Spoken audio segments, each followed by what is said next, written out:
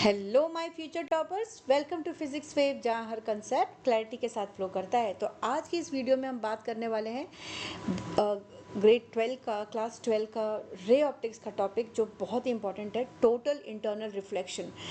और ये एप्लीकेशन के लिए भी, न्यूमेरिकल के लिए भी, बोर्ड अगर हम बोर्ड के पॉइंट ऑफ व्यू से देखते हैं तो बहुत इंपॉर्टेंट टॉपिक है। तो उसके बारे में हम बात करते हैं। तो ये टोटल इंटरनल रिफ्लेक्शन, जिसको हम TIR भी बोलते हैं, ये फिनोमिनन है क्या? हमने ये पढ़ा है कि जब लाइट एक मीडियम से दूसरे मीडियम में जाती है तो बेंड हो जाती है। सपोज हमने लिया है यहाँ पर ग्लास स्लैब, ठीक है। तो यहाँ पर बाहर का जो मीडियम है, हम मान के चलते हैं एयर है, और यहाँ ग्लास है। तो हमने ये पढ़ा कि जब लाइट एक मीडियम से दूसरे मीडियम में जा रहा है, सपोज एयर से ग्लास में जाएगा, तो क्या होगा? It will bend towards the normal, ठीक है। लाइट बेंड हो गई। अगर ग्लास से एयर में जाएगा तो bend away from the normal. तो जब भी लाइट एक मीडियम से दूसरे मीडियम में जाती है तो क्या हो जाती है? लाइट बेंड हो जाती है, और इसको हम बोलते हैं रिफ्रैक्शन ऑफ लाइट।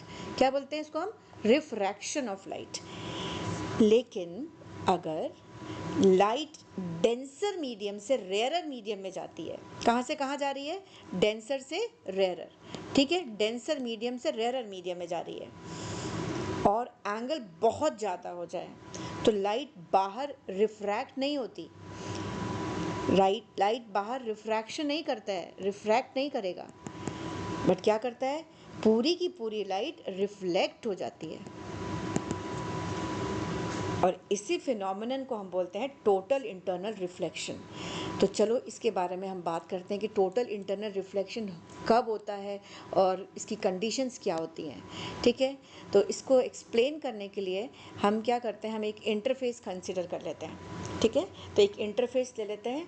इंटरफेस मतलब जो एक मीडियम को दो पार्ट्स में डिवाइड कर देता है। तो हम ये इंटरफेस ले लेते हैं इसका। ये हमने लिया इंटरफेस, ठीक है। इस इंटरफेस में हम, इंटरफेस का मतलब है जो एक मीडियम को दूसरे मीडियम से डिवाइड कर रहा है। अब यहाँ पर हम क्या कर रहे हैं, इसको करने के लिए ना, जब हम इस फिनोमिनन की बात करते हैं, तो सबसे इम्पॉर्टेंट जो पॉइंट है इसका, कि जो ऑब्जेक्ट कहाँ पर होना चाहिए, object must be place in the denser medium. तो हम मान के चलते हैं हमारा ऑब्जेक्ट कहाँ पर है? यहाँ पर है, ठीक है। ये हमारा ऑब्जेक्ट हो गया, और ये हम ले रहे हैं एक मीडियम हो गया हमारा रेयरर, जिसका रिफ्रैक्टिव इंडेक्स μ1 है। ये हो गया हमारा डेंसर, जिसका रिफ्रैक्टिव इंडेक्स μ2 है, ठीक है। तो हमने दो मीडियम ले लिया। तो हमने पहला कंडीशन क्या बोला मैंने, कि object must be placed in the denser medium. अब हम क्या करते हैं, हम अपनी पहली रे लेते हैं। We know that when a ray falls normally, जब भी कोई रे नॉर्मली फॉल करेगा तो क्या होगा? It goes undeviated. तो ये हमारी रे हो गई जो बिल्कुल स्ट्रेट चली गई, ठीक है, कोई डेविएशन नहीं करती है। इसको हमने फर्स्ट इक्वेशन ले लिया। अब हम ले रहे हैं, हम दूसरी रे ले रहे हैं।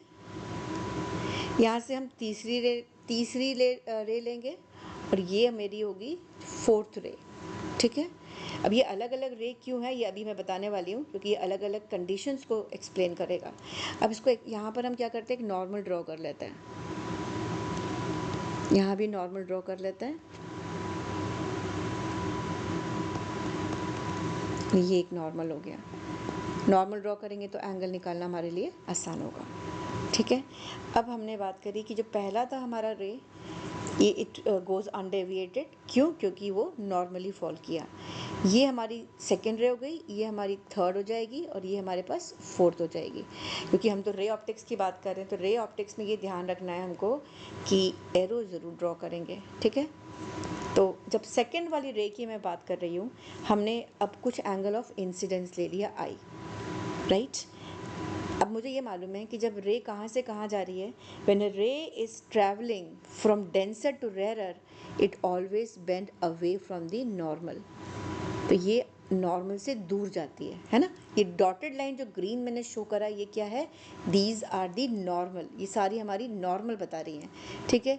ये नॉर्मल है, ये भी नॉर्मल है, राइट। तो हम यहाँ पर क्या कर रहे हैं, ये एंगल ऑफ इंसिडेंस हो गया, और ये एंगल ऑफ रिफ्रैक्शन हो गया।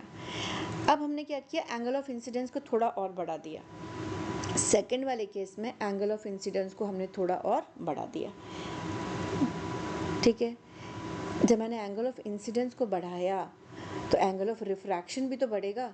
अब क्या करते हैं, जब एंगल हमारी रिफ्रैक्शन लाइट होगी ना, हमारी रिफ्रैक्टेड रे जो होगी हमारी, वो नॉर्मल के साथ बढ़ते बढ़ते इंटरफेस पे आ गई और उसने नॉर्मल के साथ में 90 डिग्री बना दिया। ठीक है, तो ये एक पर्टिकुलर एंगल ऑफ इंसिडेंस है जो कहाँ पर है, एंगल ऑफ इंसिडेंस हमारा डेंसर मीडियम में, जिसके लिए एंगल ऑफ रिफ्रैक्शन 90 डिग्री है, कहाँ पर, रेयरर मीडियम में। उस एंगल को हम क्या बोलते हैं, एंगल ऑफ इंसिडेंस को बोलते हैं हम क्रिटिकल एंगल। ठीक है, क्या बोलते हैं हम इसको, क्रिटिकल एंगल। तो क्रिटिकल एंगल क्या एंगल है, ये एंगल है हमारा angle of incidence in the denser medium for which angle of refraction in the rarer medium is 90 degree. ठीक है, अब हम लास्ट वाली रे की बात कर रहे हैं। अब मैं I की वैल्यू जो IC थी उससे और बढ़ा दिया, I से IC को हमने और बढ़ा दिया। जब एंगल ऑफ इंसिडेंस हमारा ग्रेटर देन क्रिटिकल एंगल होगा तो रिफ्रैक्शन, अब अभी तक तो 90 डिग्री पे था, अब लाइट कहाँ जाएगी, जितनी लाइट थी वापस हमारी सेम मीडियम में ट्रैवल कर गई। तो ये जो कंडीशन है, जब एंगल ऑफ इंसिडेंस हमारा ग्रेटर देन क्रिटिकल एंगल है तो क्या होगा, then the whole light will be reflected back in the same medium, totally reflected back जिसको बोलेंगे हम, और इस फिनोमेनन को हमने बोला टोटल इंटरनल रिफ्लेक्शन। ठीक है, तो पहले वाली जो रे थी हमारी कहाँ जा रही है, नॉर्मल चली गई, अनडेविएटेड है। सेकेंड वाले में एंगल ऑफ इंसिडेंस हमारा क्या है, it is less than critical angle. तो सेकेंड रे में नॉर्मल हमने रिफ्रैक्शन दिखा रहे हैं तो एंगल ऑफ इंसिडेंस हो गया, तो द रे will be refracted away from the normal. तो थर्ड वाला क्या था, हमने एंगल ऑफ इंसिडेंस को बढ़ा दिया, इतना बढ़ाया है कि जो रिफ्रैक्शन है हमारा, रिफ्रैक्टेड रे है हमारा 90 डिग्री बनाएगा, angle of refraction is 90 degree. Now we are increasing the value of angle of incidence, हमने इतना बढ़ा दिया कि सारी लाइट वापस आ गई, और इस फिनोमेनन को हम बोलते हैं टोटल इंटरनल रिफ्लेक्शन। तो सबसे इंपॉर्टेंट दो कंडीशन है इस TIR के लिए, पहला तो object must be placed in the denser medium, and the second is the angle of incidence must be greater than the critical angle, right. So what is this phenomenon, ये phenomenon है ना, और इसी principal की वजह से हमारा optical fibre, internet cables और मेडिकल एंडोस्कोपी काम करता है। तो इस पे बहुत सारे फिनोमेनन, और सबसे बढ़िया पता है, सबसे इंपॉर्टेंट और जो कॉमन एप्लीकेशन की बात करते हैं, स्पार्कलिंग ऑफ डायमंड, जो डायमंड जो चमकता है ना, वो भी इसी की एप्लीकेशन है। मिराज भी इसी की एप्लीकेशन है। तो बहुत सारी एप्लीकेशन है इसकी। तो यहाँ हम पढ़ लेते हैं, लिख लेते हैं इसकी फिनोमेनन है क्या, the phenomenon in which a ray of light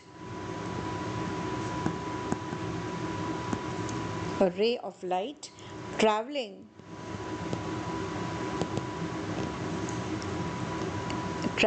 at an angle of incidence greater than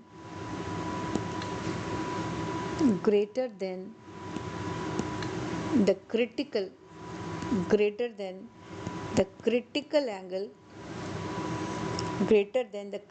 angle from denser to rarer medium is totally reflected back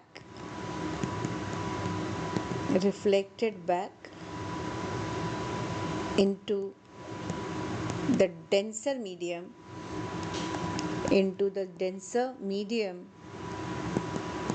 is called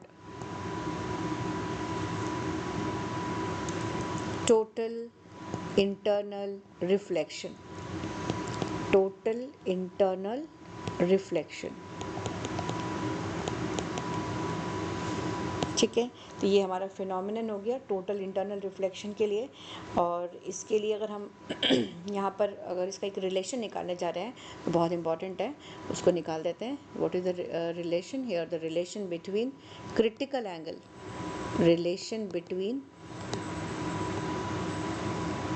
angle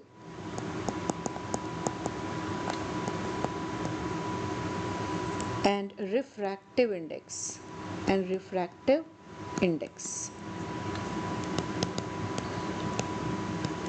ये न्यूमेरिकल के लिए बहुत जगह हम यूज़ करने वाले हैं। This is a relation between critical angle and refractive index. ठीक है, तो हम जो डेरिवेशन करेंगे जैसे डिराइव करने वाले हैं हम रिलेशन, तो यहाँ पर स्टार्ट करेंगे स्नेल्स लॉ से। सो फ्रॉम स्नेल्स लॉ क्या बता रहा है हमारे पास, ये हमारा स्नेल्स लॉ क्या होता है, mu into sine I is equals to constant, है ना, जिसको आगे चल के हम क्या बोलते हैं, sine I by sine r equal to mu two by mu one. Depends कहाँ पर हमारा ऑब्जेक्ट रखा है। तो यहाँ आ जाते हैं फ्रॉम स्नेल्स लॉ। अब स्नेल्स लॉ की जब मैं बात कर रही हूँ तो यहाँ आते हैं हम, यहाँ आ जाओ, यहाँ पर फिगर पे वापस, हम फिगर में वापस आ रहे हैं। तो यहाँ पर हम बात कर रहे हैं हमारा डेंसर मीडियम, मैंने बोला म्यू इंटू, अगर हम निकाल रहे हैं वैल्यू तो क्या हुआ, mu into sine I is equals to constant.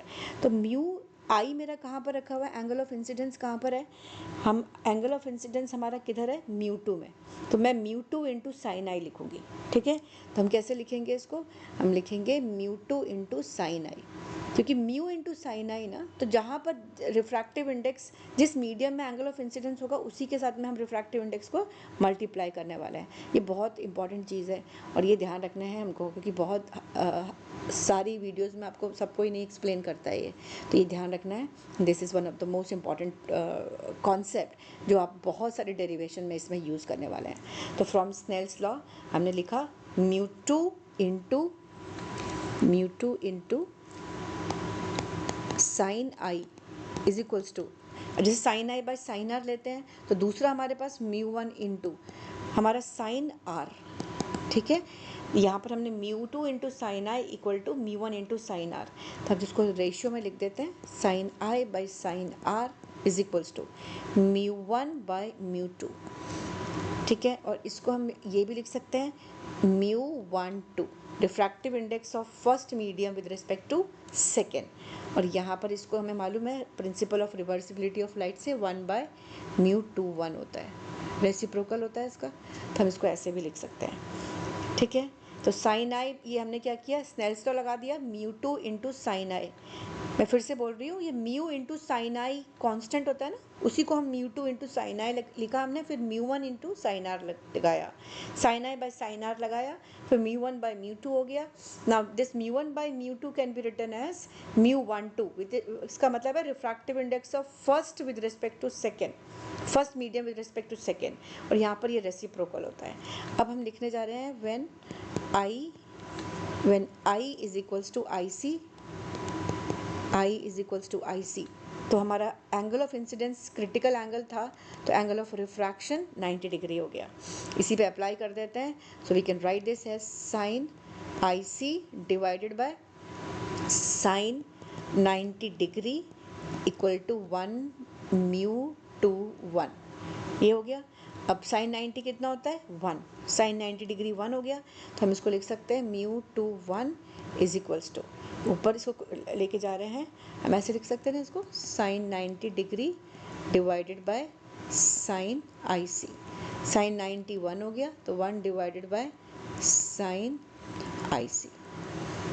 ठीक है, तो ये फॉर्मूला हमने डिराइव किया। तो इन जनरल जो फॉर्मूला होता है हमारा, वो ये second with respect to first is 1 by sine i c, और हम बोलते हैं mu is equals to 1 by sine i c, mu is 1 by sin IC. So this is a relation between the refractive index and the critical angle. Critical angle और refractive index के बीच का relation है, और ये बहुत ही important relation है जो numerical में हम यूज़ करने वाले हैं।